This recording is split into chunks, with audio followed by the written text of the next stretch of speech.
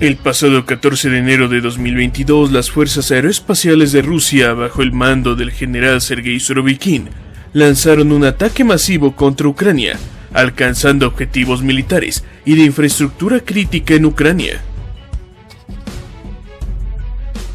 Sin embargo, los propagandistas ucranianos solo hicieron énfasis de un lamentable incidente en Dnipropetrovsk, donde la caída de un misil provocó el derrumbe parcial de un edificio residencial. Y es que, por supuesto, los propagandistas ucranianos rápidamente culparon a Rusia, pero horas después, el asesor presidencial ucraniano, Alexei Arestovich, durante una entrevista en vivo, afirmó que el lamentable incidente había sido provocado por las defensas antiaéreas ucranianas, que fallaron al interceptar un misil ruso Kh-22. Por supuesto, la noticia no cayó bien entre los más extremistas partidarios de Ucrania, así como los ultranacionalistas ucranianos, que de hecho ya han exigido la destitución de Arestovich y su encarcelamiento bajo el cargo de traición. Ustedes saben, amigos de Sin Mentiras, que hace poco se realizó el foro de Davos, y en Davos eso estaba picado en dos: los que quieren paz y los que quieren guerra. Entonces al títere lo invitaron vía telemática y el hombre se presentó allí. Bueno, no se presentó, lo hizo vía remota. Miren, les voy a contar algo. El títere está pasado, como decimos aquí. Está pasado. ¿Ustedes saben lo que dijo el títere? Para calmar a esos que le están pidiendo que se siente a una mesa de negociación, le dijo: miren, yo no sé si Putin está vivo. Sí, no es mentira. Ahí están los videos. Ahí los tenemos.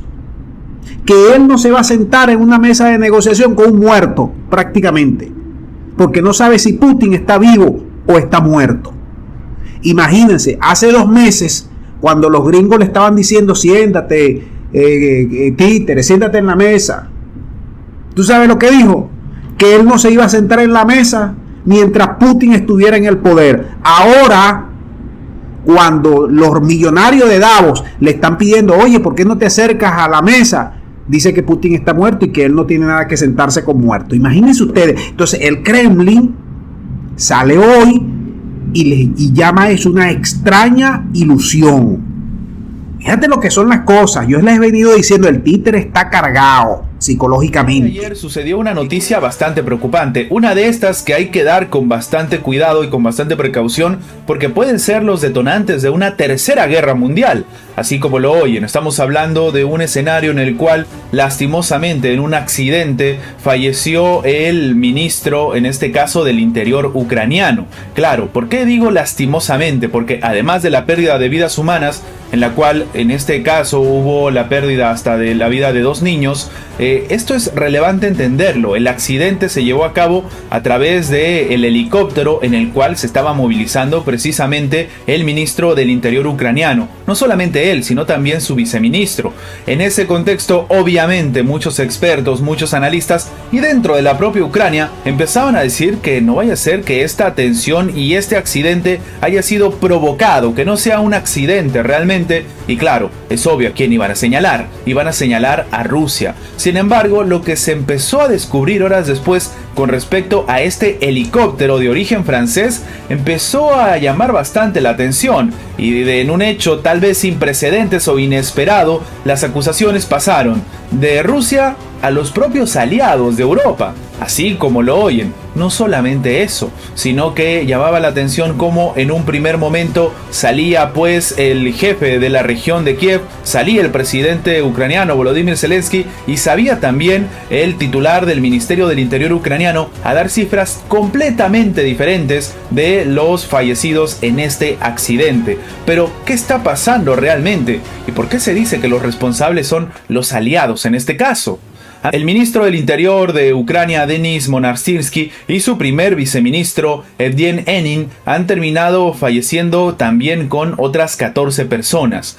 Ahora, este accidente aéreo que se ha llevado a cabo, que lastimosamente se cobró la vida de estas personas y, como hemos comentado también, de 2 niños, ha generado bastante tensión. Kuleba informó que el helicóptero se había estrellado cerca de un jardín de infancia y también de edificios residenciales en Bovari, esto es, a las afueras de Kiev.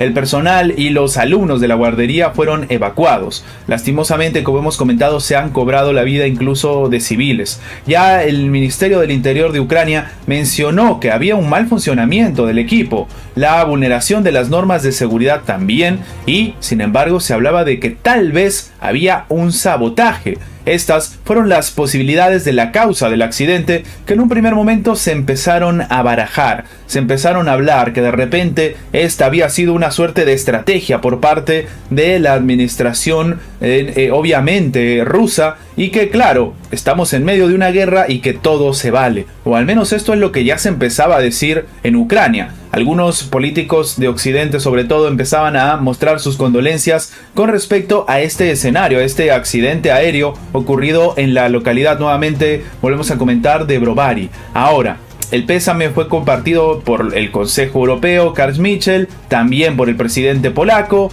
Uno de los primeros en mencionar el tema de los civiles que fallecieron lastimosamente fue también el ministro de Exteriores británico. Hasta aquí todo dentro de lo que debería ser. Sin embargo, las acusaciones sobre Rusia estaban a la hora del día. Pero ¿qué ha pasado? ¿Por qué hemos dicho que se ha dado un giro inesperado de los acontecimientos? Pues resulta que este helicóptero francés que se estrelló en Ucrania estaba prohibido en el Reino Unido y en Noruega. Y es que aparentemente la fabricación y la forma en la que se usa este helicóptero es realmente de temer. De hecho, se habla de que es una joyita, por no decir otro término, con respecto al mal funcionamiento que ha tenido. Pero vamos a hablar de esto en este momento. La explotación del Super Puma, que es como se llama este modelo, el helicóptero, que cayó a las afueras de Kiev cobrándose la vida del ministro ucraniano del Interior, está prohibido en varios países europeos. No obstante, esto no fue un impedimento a la hora de vendérselos a Ucrania. Para algunos esto demuestra pues la doble moral, el doble discurso que se tiene a la hora de hablar de que sí, se está luchando porque se ama al pueblo ucraniano, pero después se le vende este tipo de aeronaves, por así decirlo. Ahora, este modelo apareció no hace mucho tiempo y es propio del programa Puma francés. Esto surgió hace unos 45 años. Esto comenzó con un helicóptero que pesaba unas 8,3 toneladas, pero se fue modernizando gradualmente y ahora el último de los modelos pesaba 11 toneladas. Esto lo ha detallado un experto en materia militar ruso, haciendo pues una demostración de lo que realmente ha pasado, o al menos desde la perspectiva del Kremlin. Vaya, el primer modelo alzó vuelo en el año 2000, sin embargo los problemas empezaron en el 2009, cuando se desplomó una nave en Escocia. Estos helicópteros son utilizados principalmente para vuelos en alta mar, transportando a los trabajadores petroleros a las plataformas marinas. Ese primer accidente, sin embargo, no tuvo mucho alcance mediático. En el 2012 hubo otro accidente. 19 personas iban a bordo, todas fueron rescatadas. La confirmación de estas dudas llegó en el 2016, cuando ocurrió otro accidente, esta vez en Noruega, en el que otras 13 personas que iban a bordo terminaron falleciendo. La causa fue una grieta por fatiga debido a un defecto de diseño y fabricación. Consiguieron localizarlo, pero sus constantes catástrofes tuvieron tal impacto en las petroleras que renunciaron a los servicios de este helicóptero. Lo que es más, Noruega y el Reino Unido han prohibido dichas aeronaves. Ahora, de hecho, 10 lograron seguir en función. Es decir, de todos los que se crearon, de todos los que se vendieron, solamente 10 siguen funcionando. El operador era la Canadian Helicopter Corporation y los propietarios eran bancos franceses. Estaban buscando algo que hacer con estas aeronaves porque era muy caro mantenerlas y obviamente, sobre todo en un helicóptero que no vuela. Los reutilizaron en operaciones de búsqueda y rescate, emergencia, etc., pero no daban pues algún tema redituable. En ese contexto, a raíz de una serie de escándalos, fueron prohibidos los vuelos de precisamente Super Puma, el modelo que ha terminado estrellándose a la espera de que cambiaran algunas piezas. Todo esto resultó en la necesidad de que Airbus Helicopter, que es la empresa que crea estos helicópteros, fuese rescatada por el propio gobierno francés, que le concedió a Ucrania un préstamo de 500 millones de euros en el 2018 para comprar 55 helicópteros a esta empresa. Es decir, le prestaron dinero para comprar estos helicópteros que ya no los querían ni siquiera en Europa. Y es que entre estos helicópteros, estaban los 21 Super Puma. Desde finales del 2018, Ucrania comenzó a recibir estos helicópteros tras declinar una oferta similar de aeronaves de Rusia. Y aquí viene la parte inesperada. Los ucranianos rechazaron los helicópteros rusos porque ellos mismos decían que los rusos son malos y los franceses son los buenos. Y ahora se está jugando pues esta carta, o al menos en ese momento se jugó esa carta. Claro, ahora obviamente tampoco es que salga la administración de Vladimir Putin en contra de lo que ha sucedido o burlándose, pero lo cierto es que a pesar de todo esto, algunos están acusando a Rusia de este siniestro. Ante esta situación,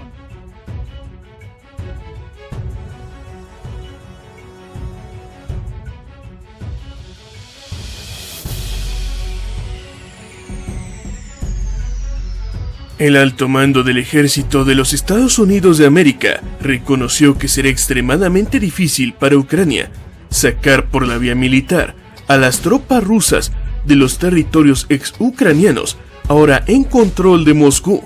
Y de hecho, también podría ser muy difícil impedir que los rusos sigan anexando más territorios. Y es que desde el punto de vista meramente militar, en opinión del general Mark Milley, jefe del Estado Mayor Conjunto de los Estados Unidos, es extremadamente difícil que los ucranianos logren ganar terreno en el año 2023. Los países occidentales no han podido llegar a un consenso sobre la entrega de tanques a Ucrania, situación que es abordada en una reunión en la base de Ramstein, en Alemania. Así lo dijo el ministro de Defensa germano. Estados Unidos presiona a Berlín para que entregue sus carros de combate a Kiev, pero se niega a suministrar los suyos. Por su parte, desde Moscú, advierten que cualquier decisión no cambiará sus planes, pero provocará un mayor sufrimiento del pueblo ucraniano. Pues hasta ahorita no se ponen de acuerdo, siguen en este debate en el que Alemania dice que no va a mandar sus tanques, Estados Unidos le dice que sí los mande, y bueno, lo vamos a ir explicando para entenderlo de una forma más sencilla. ¿Qué es lo que está sucediendo? Bueno, Estados Unidos le dice a Alemania: deberías de autorizar ya el suministro de los Leopard 2 a Ucrania. Existe el número disponible y también los países propietarios dispuestos a enviarlo. Ante este señalamiento o a esta casi imposición, podemos decir, diferentes medios de comunicación han dicho que Alemania le dice a Estados Unidos: bueno, ¿y por qué tú no mandas mejor los Abrams, ¿no? Si Alemania enviará sus tanques a Estados Unidos si es que ellos hacen lo mismo. ¿Qué le dijo Estados Unidos a Alemania? No tiene sentido suministrar los Abrams. ¿Por qué? Porque son costosos, son difíciles de mantener y tienen un alto consumo de combustible. Entonces, aquí podemos ver que no es tú mandas y yo mando, ¿no? Por lo pronto no se ha visto así. Esta situación, desde luego, que ya ha causado también un entendimiento diferente en las cúpulas importantes en Alemania. Algunos hasta llegan a recordar la historia para saber lo que está sucediendo y cómo podría desencadenarse. Si te parece, lo escuchamos. Están tomando aquí una postura interesante. Tanques alemanes contra Rusia en Ucrania. Sus abuelos ya lo intentaron, por cierto, en su día con los Mielniks y banderas. ¿Y cómo acabó? Un sufrimiento indescriptible. Millones de muertos en ambos lados. Y al final, tanques rusos aquí en Berlín, y 2 de ellos siguen aquí enfrente. Ustedes deberían pasar a su lado cada mañana y recordarlo.